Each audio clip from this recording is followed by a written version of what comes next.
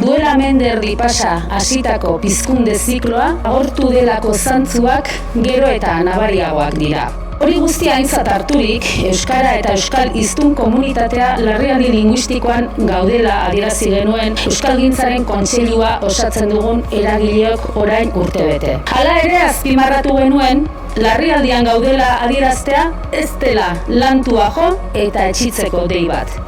Aitzitik, euskarari pizkunde berri bat emateko lehen argizkia ekartzea dela. Itxaropenaren txinparta piztekoa.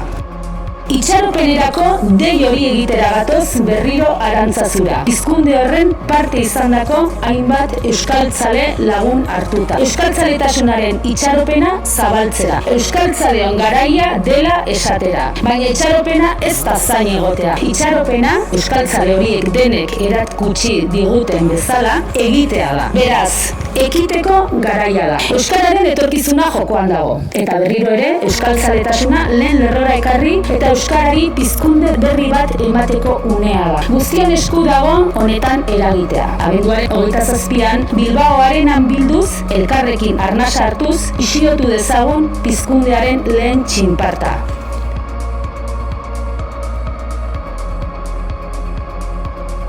Gizaldiz gizaldi, mendez mende, gora!